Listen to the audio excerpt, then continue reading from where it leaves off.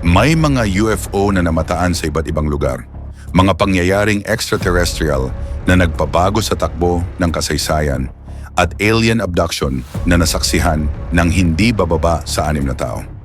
Dito sa Pinoy Myth, pag-uusapan natin ang dose-dosenang mga pambihirang engkwentro mula sa libu-libong naiulat. Ngunit sa ngayon, narito ang 3 kwento na sa tingin ko ay totoong alien abduction. Ang bawat isa ay nagdaragdag sa lumalaking patunay na tayo ay binisita na ng mga aliens sa loob ng libu-libong taon. Noong November 5, 1975, sa Apache Sitgreaves National Forest, Arizona, ang 22 taong gulang na forestry worker na si Travis Walton ay nagmamaneho pa uwi bago lumubog ang araw kasama ang 6 na katrabaho nang biglang isang kakaibang liwanag ang lumitaw sa kalangitan. Isang nakakapagod na araw para sa kanila at nagsisimula ng dumilim. Kaya't ikinarga nila ang kanilang mga kagamitan at sila ay nagdesisyon ng umuwi. Napansin niya na may ilang maliliit na kislap ng liwanag na dumadaan sa loob ng kagubatan at ang liwanag ay tila nagmumula sa ibabaw ng mga kakahuyan. Nang makarating sila sa kung saan tumatawid ang liwanag na ito, ay saka lamang nila nakita ng malapitan ng spaceship. Sumigaw ang isa sa kanila, "Tignan nyo, lumilipad na platito." At sinabi ni Travis na huwag silang maingay. Ito ay malinaw nilang nakikita. Tinukoy nila ito na tila isang metal na bagay, isang disk na nakalutang, nakabalangkas sa kalangitan. Bumukas ang pinto at inisip nilang mas lapitan ito para suriin bago ito lumipad. Habang papalapit siya rito, ang tunog na nalilikha ay parang isang tunog na pareho mong maririnig at mararamdaman. At sinabi ng mga tripulante na naramdaman nila ang vibration sa truck. Sinabi nila baka may kakaibang mangyari at nangyari nga. Doon siya tinamaan ng enerhiyang ito. Sabi ng mga tripulante, parang natapakan niya ang isang landmine. Parang isang pagsabog na napakalakas na akala nila ay namatay na siya. Pero nang tumama sa kanya ang sinag ng enerhiyang ito, parang isang pisikal na suntok ang naramdaman niya. Pero may kasamang kiliti o electric shock. Hindi niya alam kung nasa na siya pagkatapos siyang isakay, pero alam niyang nasa isang mataas na operating table na siya. Nakatingin siya ng diretso sa mukha ng nilalang na ito at bigla siyang hinimatay. Nakita niya ang mga kakilakilabot na nilalang na ito na kinatakutan niya. Marahil sila ay halos kapareho ng modernong ideya ng tinatawag nating gray aliens. Lumaban siya at nataranta. At pagkatapos, tila nawala ang mga alien na ito at ang lugar ay napaligiran ng mas mukhang tao na mga alien at dito ay kumalma siya. Sa kaso ng mga mukhang tao na ito, nagsimula siyang magkaroon ng malubhang pag-aalinlangan na ito ay isang rescue at doon ay may inilagay silang tila maskara sa kanyang mukha at mabilis siyang nawalan ng malay. Ngayon ang hinala rito ay hindi naman talaga magkaibang alien ang mga ito. Ito rin ang mga alien na dumukot sa kanya, ngunit kaya nilang magbago ng anyo, partikular na para pakalmahin siya. Hinanap ng mga tripulante si Travis sa kagubatan at sa kung saan-saan. Ngunit 5 araw pa lamang ang lumipas nang muling lumitaw si Walton sa isang kalapit na bayan. Nakahiga siya ng padapa sa madilim na lugar, may liwanag sa ibabaw niya. At nakita niya ang ilalim ng spaceship bago pa man ito lumipad pataas sa kalangitan. Nang ibunyag sa mga awtoridad ang mga detalye ng malapitang engkwentro ni Travis Walton, itinanggi nila ang kanyang salaysay bilang isang posibleng halusinasyon lamang. Ngunit walang duda si Travis na ang naranasan niya at ng kanyang mga katrabaho ay isang tunay na extraterrestrial encounter. Ang hindi nila tinanong ay, paano naman ang iba pang mga tripulante? Paano nagkakaroon ng magkaparehong halusinasyon ang 7 tao? At bukod doon, binigyan ng state police ang mga tripulante ng lie detector test at kanila itong naipasa. Sa hilagang silangang Syria ng Ilog Kabur. Ayon sa Hebrew Bible, noong 6th century BC, bumaba ang mga banal na nilalang mula sa langit at nakipag-ugnayan sa isang paring Hebreo na nagngangalang Ezekiel. Si Ezekiel ay nasa tabi ng Ilog Chebar at sinabi niyang isang malakas na buhawi ang lumapit sa kanya. Inilarawan niya ito bilang isang nababalutan ng apoy. At mula sa apoy ay ang kulay ng amber na sa salitang Hebreo na nangangahulugang pinakintab na spectrum metal, na nagpapahiwatig na ito ay metal at ito ay umiikot. At lumapag ito sa harap niya at bigla mula sa buhawi na ito ay lumabas ang 4 na nilalang.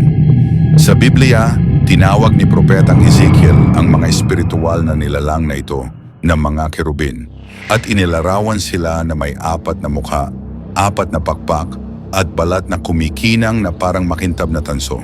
Sinabi ni Ezekiel na siya ay dinala sa langit at dinala sa iba't ibang lugar kung saan makakakita siya ng iba't ibang bagay. At pagkatapos, sinabihan siya ng ilan sa mga bagay na darating sa hinaharap. Ito ay isang malaking imahe ng pag-asa na dumating kay Ezekiel sa panahon ng kanyang karanasan. Ngunit ito ba ang kwento ng isang divine encounter? O maaari bang ang paglalarawan ni Ezekiel ng mga gulong na metal na bumababa mula sa langit sa isang buhawing apoy at mga kakaibang nilalang na may balat na parang makintab na tanso ay tumutukoy sa kakaibang uri ng pakikipag-ugnayan mula sa ibang mundo? Siya ay may pinakamahusay na paglalarawan ng isang UFO na makikita sa Biblia. Dahil ang sinasabi niya ay parang gulong sa loob ng isang gulong, isang klasikong paglalarawan ng isang flying saucer. Inilarawan ni Ezekiel na ang labas ng gulong ay hindi umiikot, kundi ang loob ng gulong ang umiikot, na kung iisipin mo ay parang ito ay isang makina. Hindi ito maituturing na mahika. Ang lahat ng ito ay maaaring teknolohiya at maaaring ang mga mata sa gulong na tinutukoy niya ay ang maliwanag na bintana ng isang UFO.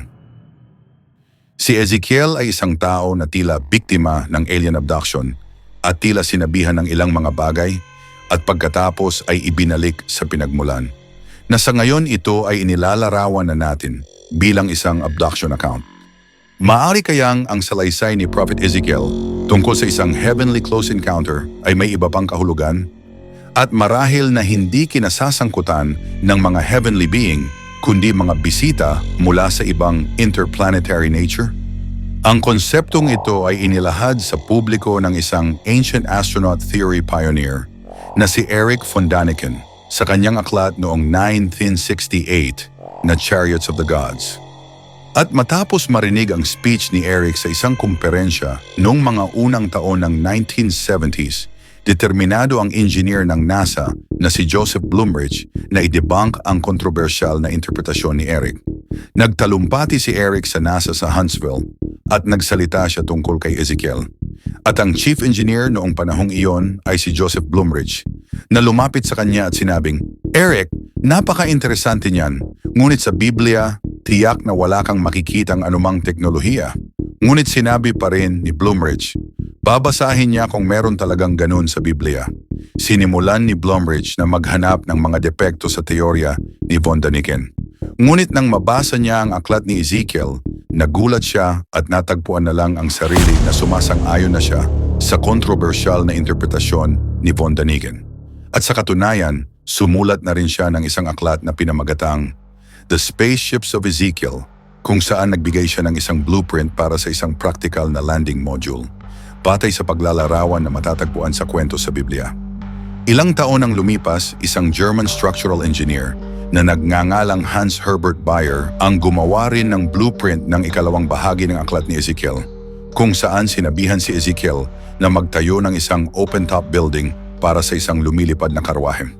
Ipinadala ni Hans Herbert Bayer ang blueprint kay Erich von Däniken. Sa loob ng 5 minuto matapos tingnan ang mga blueprint na ito, kinausap ni Erich si Joseph Blumrich sa telepono. At sinabi niya, "Uy Joe, pwede mo bang dalhin ang modelo ng spaceship ni Ezekiel?"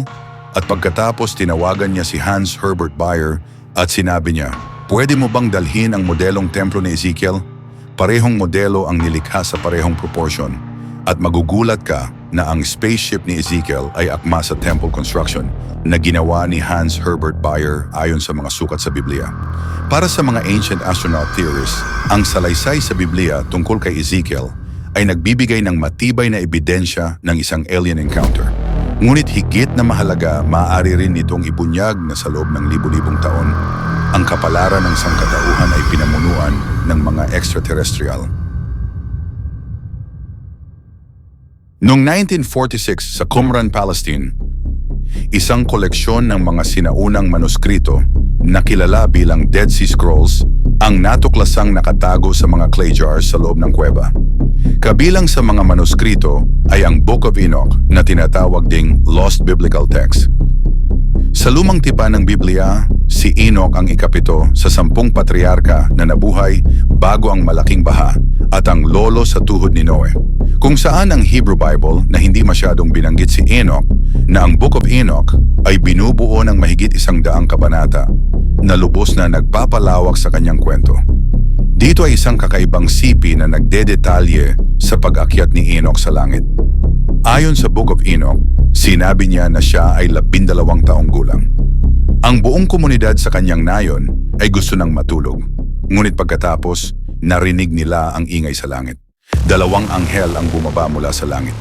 Isa sa 2 nilalang ang nagsabi kay Enoch, "Huwag kang matakot tao." Pagkatapos ay umakyat sila sa tinatawag na langit.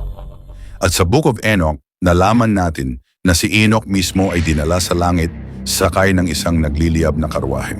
Si Enoch ay umakyat sa tinatawag na langit. At doon may nakita si Enoch sa ibabaw ng daigdig na hindi niya mailarawan. Wala siyang salitang maisip na itawag dito, spaceship o kung ano paman. Sinabi niya na ito ay parang bahay na gawa sa kristal. Inilalarawan niya na nakikita niya ang daigdig sa ilalim niya. Inilalarawan din niya ang kanyang pagdating sa loob nito. Kung paano niya kinailangang maglakad sa iba't ibang silid nito, kung saan nakakakita siya ng mga hiyas, at nakakakita siya ng makintab na sahig at kumikislap na mga ilaw. Ito ay isang salaysay ng isang saksi. Ang Book of Enoch ay isa sa mga unang salaysay ng abduction na isinulat ng isang tao na tulad natin. Ngunit talaga bang inilarawan ng Book of Enoch ang isang aktwal na pangyayari ng abduction na naganap libu-libong taon na ang nakalilipas? At kung gayon, maaari bang ang hindi kapanipaniwalang close encounter na ito ay nagdodokumento ng komunikasyon sa mga nilalang sa ibang mundo? Sinasabing si Enoch ay nasa kanan ng Diyos. Sa katunayan, sinasabing si Enoch ang tagapagsulat ng Diyos sa kalaunang tradisyon. Kaya't ang Diyos ang nagtatakda ng mga bagay-bagay at si Enoch ang nagtala ng lahat ng nangyari. Si Enoch ang tagapag-ingat ng lahat ng kaalaman tungkol sa langit. Ito ang isa sa mga dahilan kung bakit kontrobersyal ang aklat ni Enoch. Si Enoch ang unang taong umakyat sa trono ng Diyos, kung saan siya ay binigyan ng makapangyarihang kaalamang pandaigdig ng mga anghel o mga extraterrestrial na nilalang. Kung si Enoch ay binigyan ng impormasyon mula sa mga extraterrestrial na nilalang upang ibahagi sa sangkatauhan, gaya ng ipinaglalaban ng mga ancient astronaut theorists, anong mga katotohanan tungkol sa ating otherworldly past ang maaaring naghihintay na maihayag? Nais ng mga extraterrestrial na sa malayong hinaharap ng sangkatauhan, magsisimula nating makita ang mga bagay na ito. Sinisimulan nating isalin ang mga aklat na ito at ngayon, nagsisimula tayong magtanong. Nagsisimula tayong magtanong halimbawa ng kung paano natin ito maipapaliwanag. Marahil ay binisita na tayo ng mga extraterrestrial. At sa palagay ko ay mahalagang mag-isip sa ganitong paraan. Dahil ang mga extraterrestrial na ito ay nangako na babalik. At balang araw, babalik sila. Salamat sa panonood. Kung nagustuhan mo ang video na ito, huwag kalimutang i-like at i-share para mas marami pang makaalam sa misteryong ito. At kung mahilig ka sa mga kwentong kababalaghan, conspiracy, at mga hiwagang hindi pa nalulutas, mag-subscribe na sa Pinoy Myth at i-click ang notification bell para updated ka sa ating susunod na video. May mga teorya o kwentong gusto mong talakayin natin? I-comment mo lang sa ibaba. Hanggang sa susunod, manatiling mapanuri at huwag matakot sa hindi pa natin nalalaman. Kita-kits sa susunod na misteryo.